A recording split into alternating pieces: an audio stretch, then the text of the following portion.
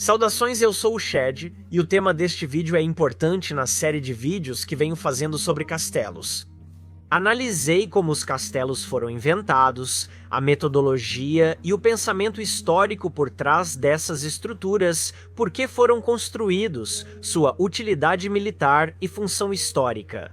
Neste vídeo, vou mostrar como eram realmente construídos, as técnicas e metodologias usadas. É preciso dizer que este é, na verdade, um assunto muito amplo porque as técnicas obviamente mudaram, evoluíram e avançaram ao longo do período medieval e ainda há os detalhes menores sobre as ferramentas específicas que eram usadas. Em vez disso, vou falar de uma forma mais geral sobre os princípios padrão de construção que você esperaria ver durante o período medieval. E um dos maiores assuntos que vou precisar deixar para outro vídeo é como os castelos eram projetados, porque isso é um tema muito grande por si só. Isso é crucial para o tema de como castelos são construídos, pois o design influencia muito as técnicas, mas, como disse, ficará para outro vídeo. Já citei esse tema em outros vídeos. Por exemplo, princípios do design de castelos, onde eu faço um tour por um castelo que modelei em um programa 3D, mas vamos começar do ponto em que eles realmente estão prontos para colocar as pedras no chão e construir esse castelo. Ele já está projetado e a construção já está em andamento. Como eles faziam isso? Antes de tudo, eles precisavam de muito dinheiro para obter recursos e também era importante estar perto de onde podiam coletá-los. Quanto mais longe o castelo da pedreira, maiores e mais significativos os custos. Uma das coisas mais maravilhosas sobre esse assunto de como os castelos eram construídos é o grande projeto experimental de arqueologia de Guédelon. Em relação à pronúncia, já ouvi Gordelon e Guédelon, mas Guédelon parece ser a forma como os franceses pronunciam, então vou ficar com essa. Estamos aqui no castelo de Guédelon, na Borgonha, onde estamos construindo um castelo em estilo medieval usando as mesmas ferramentas, técnicas e materiais que teriam sido usados no início do século XIII. Acompanho o projeto do castelo de Guédelon com grande interesse há anos. É um autêntico castelo medieval, sendo construído nos dias de hoje com técnicas, ferramentas e equipamentos medievais. Visitar esse castelo é um dos meus sonhos e pretendo realizá-lo no futuro. E muitas das fotos que vou mostrar sobre a construção de castelos foram tiradas em Guédelon, porque lá vemos o processo acontecendo em tempo real. Se você se interessa pelo tema, pesquise sobre o castelo de Guédelon, deixarei links na descrição. Agora, os castelos na história geralmente eram construídos de madeira, pedra ou tijolo. Vou abordar principalmente a metodologia de construção de castelos de pedra e tijolo, pois é difícil saber como os de madeira eram feitos, já que quase nenhum restou. Eles eram feitos de madeira. Eu já fiz um vídeo inteiro falando sobre a prevalência dos castelos de madeira e que provavelmente havia mais castelos de madeira do que de pedra durante o período medieval. O vídeo Os Castelos que o Tempo Esqueceu mostra que explorar técnicas de construção de castelos de madeira renderia outro vídeo. Agora, em relação aos castelos de pedra e tijolo, a pedra geralmente era o tipo mais prevalente, embora castelos de tijolo certamente tenham existido historicamente, e começamos pelas fundações. Agora, a fundação é importante, porque se você não tiver uma boa fundação, essas são estruturas pesadas, certo? Elas podem realmente começar a afundar no solo. Então, uma das primeiras coisas que eles querem fazer é cavar a terra até encontrar algo mais sólido, de preferência atingindo a rocha matriz. Quando falo em atingir a rocha matriz, não creio que eles tinham tecnologia para cavar centenas de metros para encontrá-la.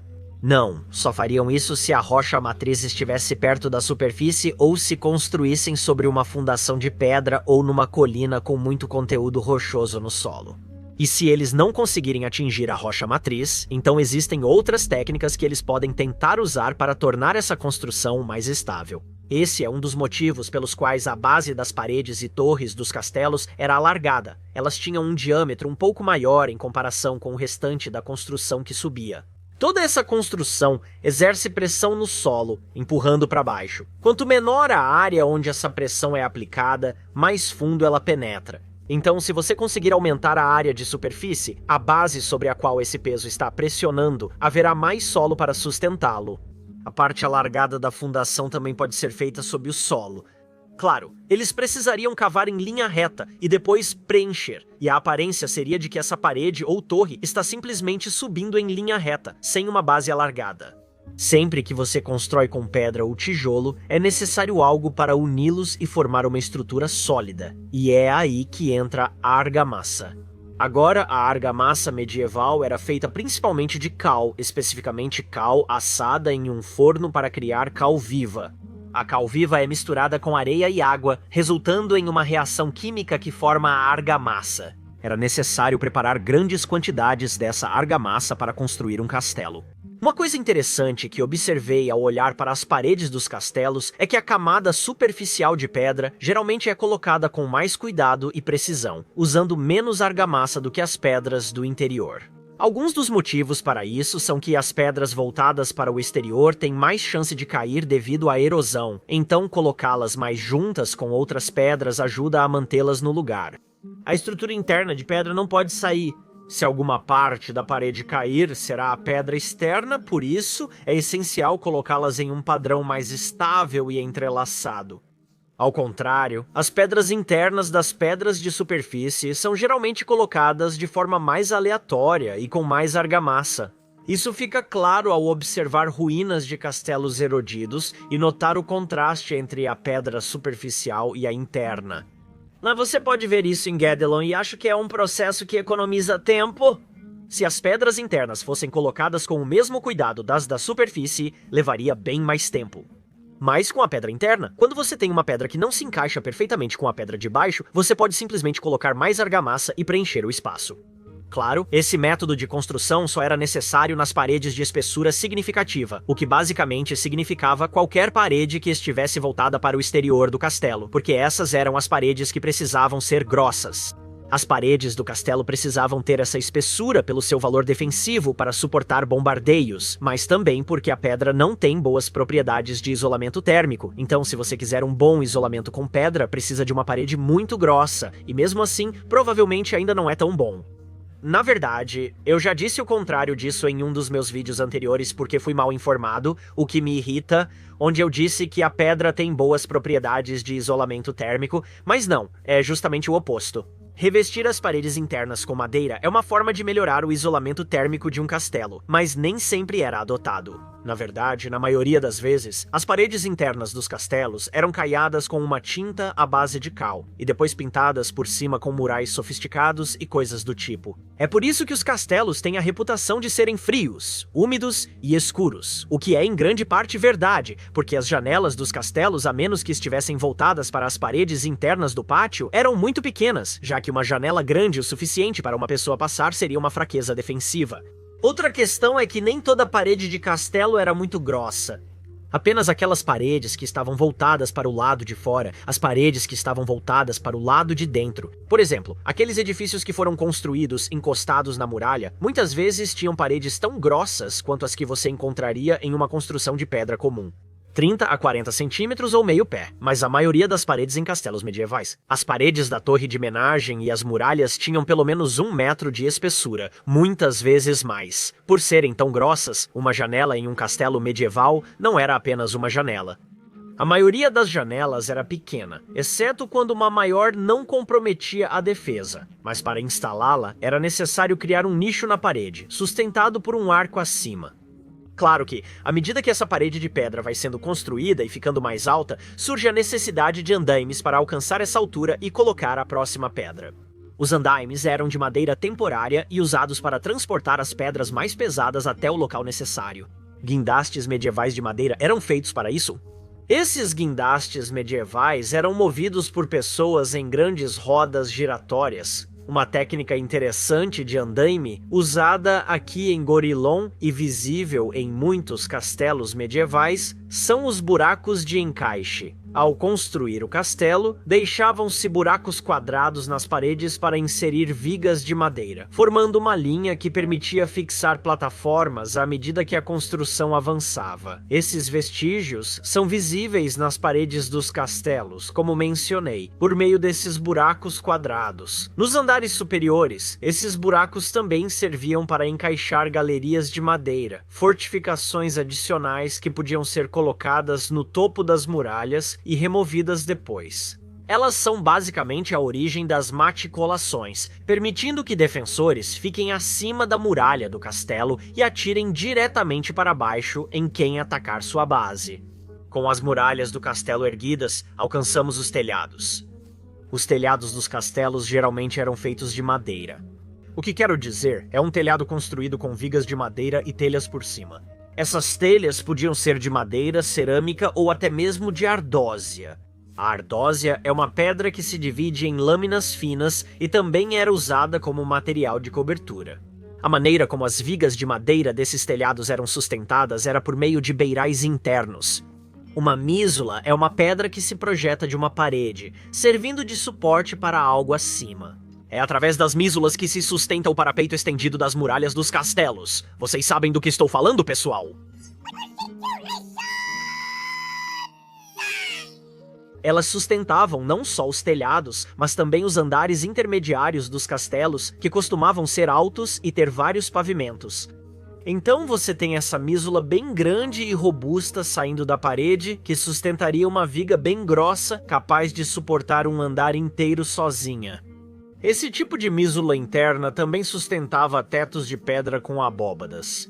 Uma abóbada na arquitetura é um teto de pedra formado por um arco.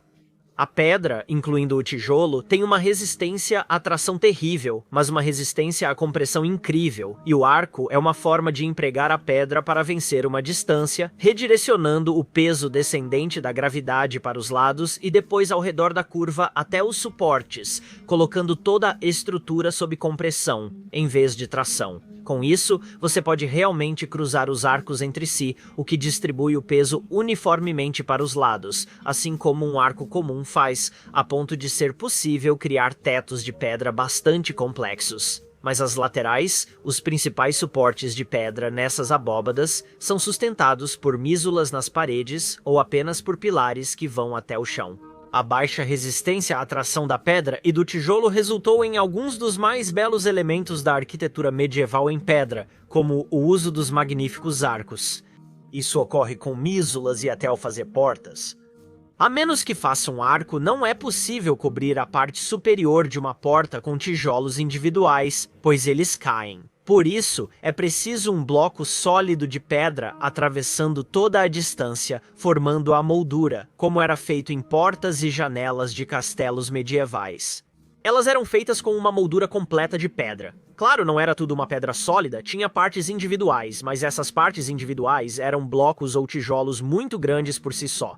E então, é claro, temos o trabalho de marcenaria muito impressionante e também complexo para a estrutura das vigas do telhado e também para todos os outros componentes de madeira do castelo. Considerando as distâncias que esses telhados de madeira precisavam cobrir, um trabalho de marcenaria realmente impressionante foi desenvolvido para fazer esses telhados, especificamente as treliças de madeira com pilares centrais, vigas principais, caibros, escoras e tirantes. Encaixar essas madeiras em ângulos tão complexos foi realmente uma façanha de engenharia e um trabalho de marcenaria impressionante. Veja, os pregos no período medieval eram muito maiores do que os pregos que temos hoje em dia e, por isso, eram bastante caros. Cada prego precisava ser feito à mão por um ferreiro.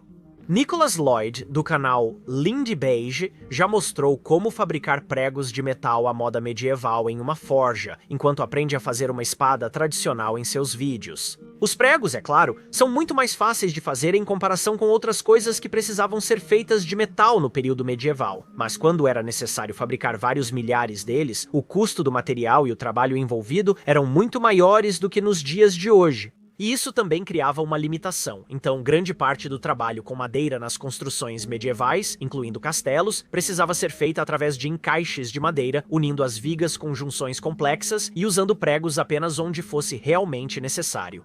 E aí está, este foi um panorama geral de como os castelos eram construídos.